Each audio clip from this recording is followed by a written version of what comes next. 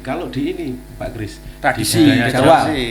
Tradisi tambah melebar sebenarnya karena Iya. kalau tradisi lebih fokusnya upawasa gimana? Upawasa. upawasa lebih dipahami tentang kalau di tradisi kejawen biasanya berhubungan dengan keilmuan, Gus. Keilmuan. Jadi upawasa dilakukan untuk meningkatkan keilmuan itu sendiri. Iya. Kalau di versi Arab Islam lebih ke takwa atau psikologis. Tapi kalau di budaya kita upawasa dipahami sebuah ritual untuk meningkatkan keilmuan itu sendiri, bukan berefek ke eksternal, ke sosial, tapi lebih ke internal. Iya. Ilmu apa itu? Ilmu biasanya banyak, Gus. Ilmu kanuragan atau ilmu lainnya itu diawali disarati dengan puasa. Biasanya ada yang puasa ngebleng. Ngebleng itu dia tidak kena sinar matahari atau tidak kena sinar api. Kalau dari dunia awalnya di Hindu memang tidak berhubungan dengan keilmuan, tapi terdistorsi di sini. Masyarakat kita mengenal puasa lebih ke arah tirakat ya. Tekniknya supaya kita puasa itu tidak hanya sekedar katanya Ustaz ya, itu tidak hanya dapat lapar dan haus, sampai kepada intisari puasa itu gimana teknisnya? Apakah sama dengan orang lain pada umumnya? Sebenarnya intisari puasa itu bisa kita baca dari nama sebenarnya, Gus. Kata-kata pasca puasa itu loh. Ada hari raya Idul Fitri. Fitrah itu kata kunci. Kalau jenengan mengkaji tafsir ya itu ada apa jenis surat At-Tolak. At-Tolak ini khusus mengkaji profitnya, untungnya wong takwa itu apa. Karena saya berkali-kali bicara soal level, Gus. Ada level namanya Muslim, Mukmin, Takwa. Ini beda-beda level, Gus. Ada Islam, Iman, Ihsan. Al-Ghazali itu memetakan level-level itu. Ada saumul awam, puasanya orang umum, wong biasa. Ada saumul khawas, puasanya orang yang agak istimewa. Ada saumu khawasil khawas, puasnya puncak, orang yang sangat istimewa, super lah. Nah, ini ada level-level dan ada indikator-indikatornya.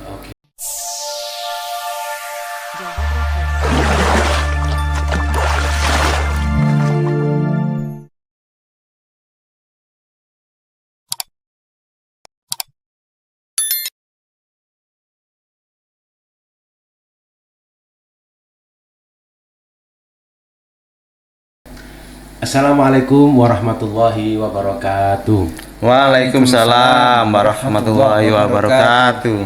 Sahabat-sahabat semua, saudara-saudara, kawan-kawan dimanapun Anda berada, syukur Alhamdulillah hari ini kita bisa bersama-sama mengikuti program Moksa, Momong dan Puasa.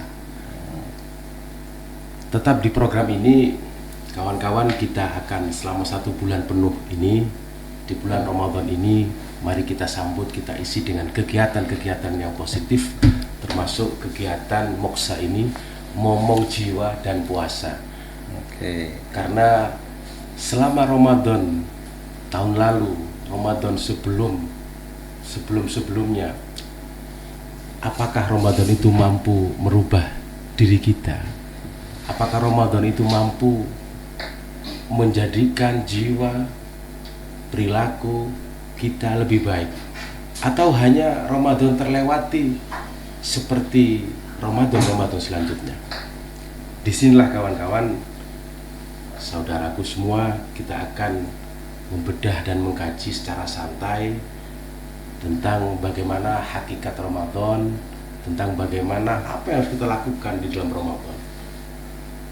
Karena sebenarnya Ramadan itu yang mungkin kita anggap, sering kita anggap tentang lapar dan haus. Tapi sebenarnya Ramadan itu bagaimana? Ramadan adalah perjalanan menuju ke dalam diri kita secara jujur.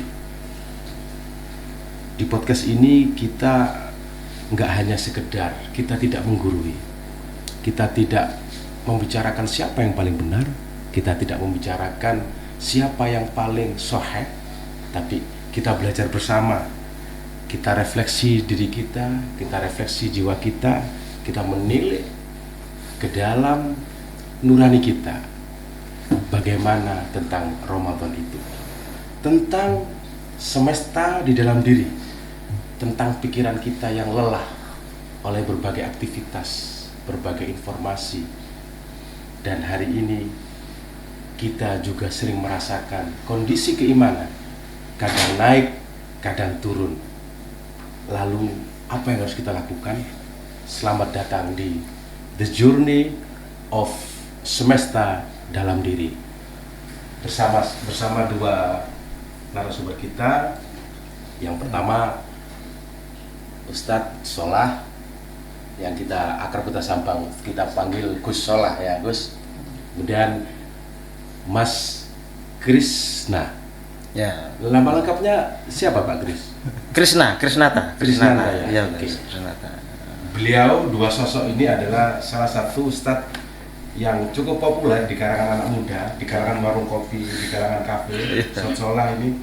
Nah, nanti tolong kita bicara soal konteks puasa ya.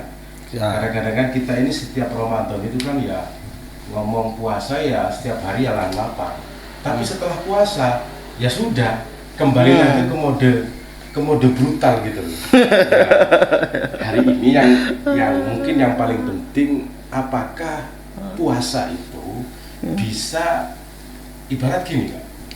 Kalau kita ini terlalu banyak memori ya, banyak aktivitas, banyak problem mungkin, baik pekerjaan, asmara atau apapun, itu terkadang kita ini capek gitu.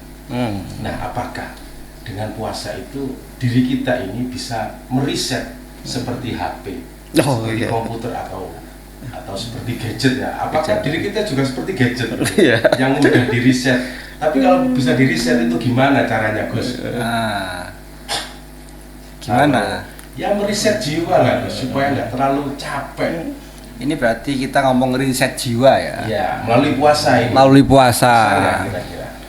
Ya, kita harus tahu jiwa itu apa, kan begitu kan. Sebelum kita mengelola, menata kembali, meninstal ulang, kita harus tahu jiwa itu apa. Terus setelah diinstal, setelah diriset itu gunanya apa? Ini pertanyaan awal. Kalau Anda nggak tahu makna jiwa, ya nggak bisa ngeriset.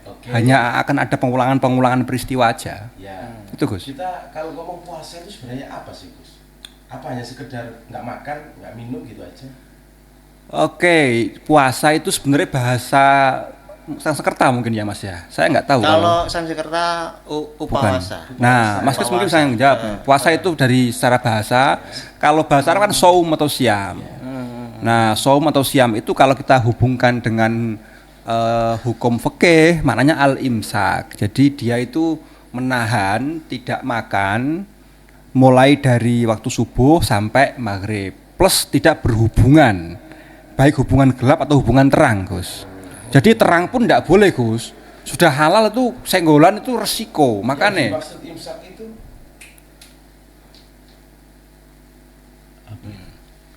Maju lagi. maksud imsak itu apa yang katanya imsak kurang 5 menit itu, Gus? Nah itu beda, itu kan pengumuman, Gus. Oh, pengumuman. Imsak itu kan cuma pengumuman, pertanda, alarm. Oh, oke. Nggak, saya kepengen tahu puasa dari Mas Kris ini loh, secara bahasa itu. Dari bahasa. Mas Kris mungkin jelaskan itu. Memang secara bahasa puasa itu dari kata upawasa. Upawasa itu sebuah ritual di zaman Hindu-Buddha.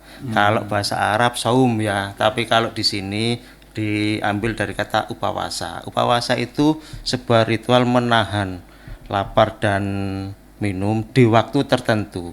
Kalau di teman-teman, di saudara-saudara kita yang Hindu, upawasa itu dilakukan 24 jam nonstop. 24 jam. 24 jam. Kalau kita Kalau di Islam itu ada batas, sesuai matahari ya, terbit dan tenggelamnya matahari. Tapi kalau di Hindu itu 24 jam. Nah, di upawasa itu kita menahan semuanya, memang menahan keinginan, makan, minum.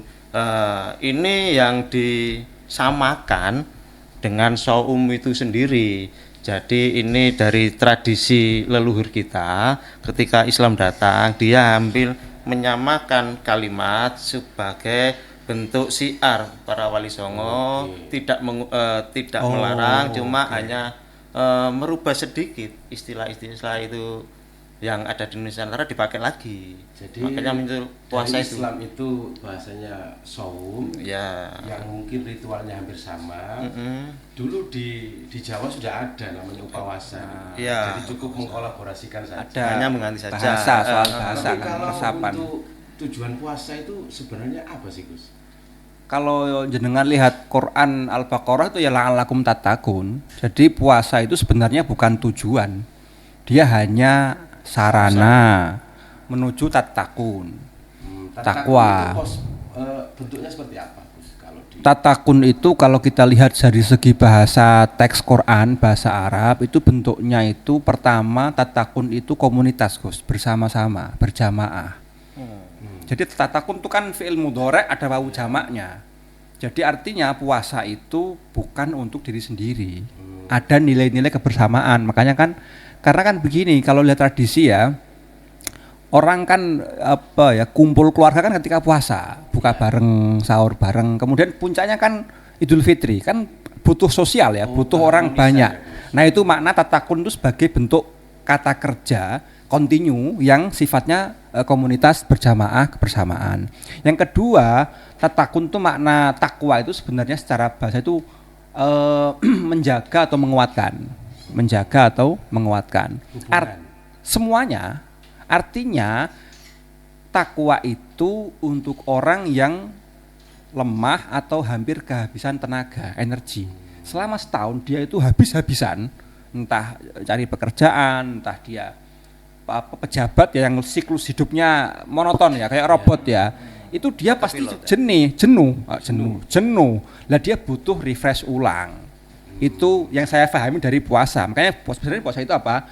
Dia hanya tangga-tangga menuju level disebut takwa. Oke. Itu, Gus. Berarti puasa itu kalau dalam Islam itu pengertian jenengan tadi itu semacam kayak jeda ya. Ya.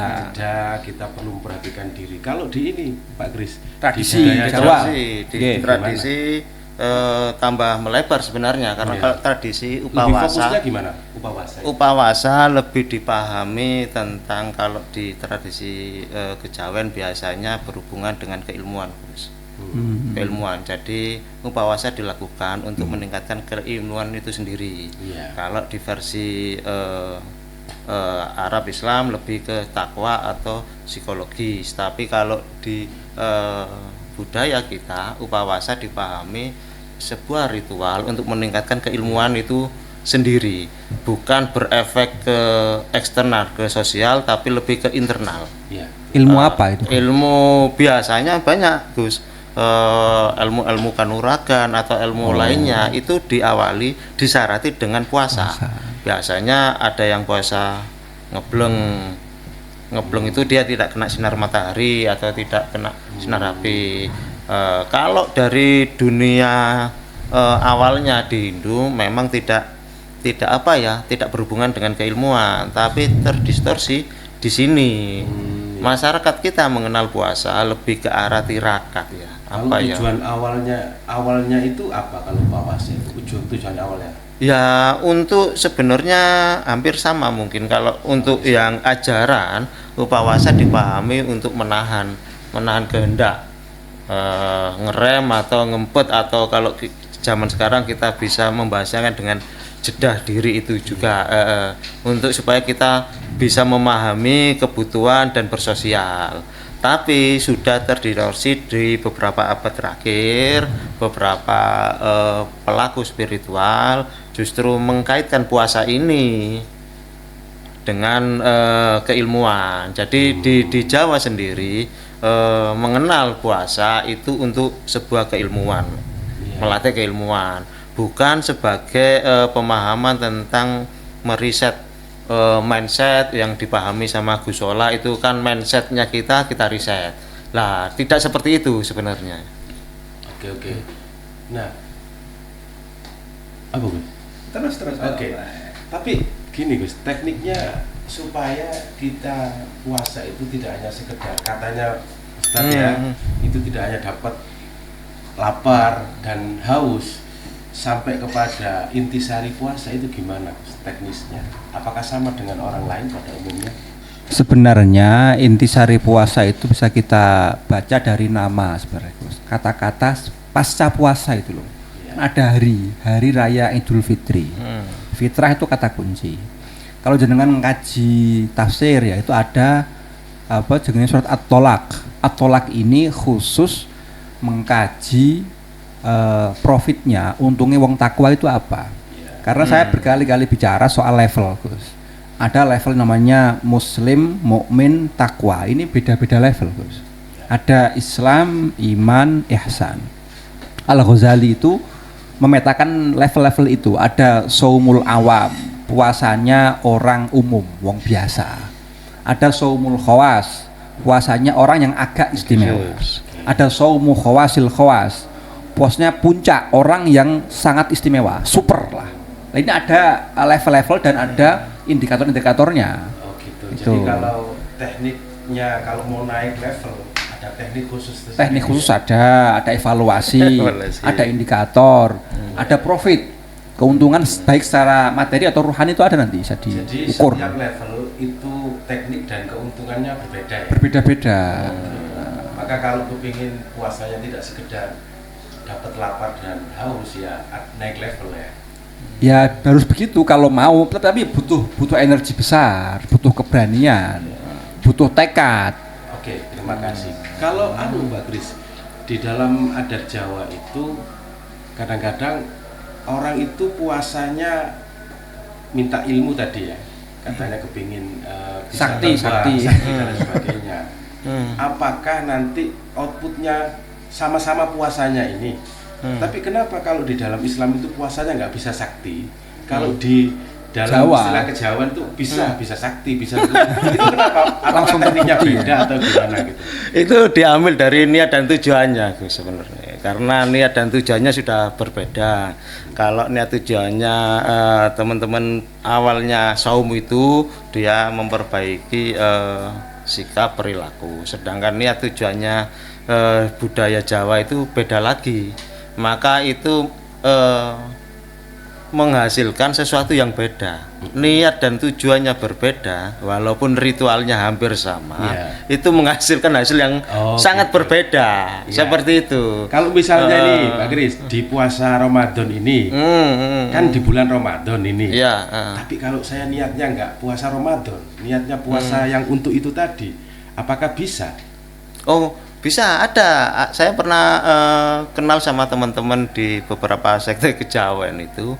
Dia juga ikut puasa Ramadan, tapi puasa tirakat. Maksudnya dia itu puasa tirakat. Cuma bulannya disamakan dengan Ramadan ya. Biar aman ya. Biar aman, biar Dapat tidak. dua dia. Teman-teman biar itu enggak tahu kalau dia juga nirakati utawa ngelmoni sesuatu itu di bulan Ramadan dia juga ikut. Tapi Gus, kalau gitu itu dapat dua-duanya enggak? Ya dapat tatakunnya di Muslim sama yang dapat ilmunya enggak kira-kira? Satu sekali jalan, dua pulau terlalui maksudnya. Kalau saya berpendapat sesuai dengan niat dan tujuannya, Gus. Kalau niat dan tujuannya dia itu ngasah keilmuan atau sesuatu amalan apapun ya yang didapat itu. Lah ini yang menjadi problem hari ini toh. Problem kita hari ini itu seakan-akan puasa itu hanya ritualisme agama yang kering, yang tidak mengubah apapun, mungkin hanya mengubah takjil ya. Jadi perburuan takjil mulai disiapkan mulai sekarang. Tidak mengubah mindset apapun karena kita sukaria menyambut puasa itu nyambut ya itu tadi takjil ya. Apalagi ada buka gratis di masjid.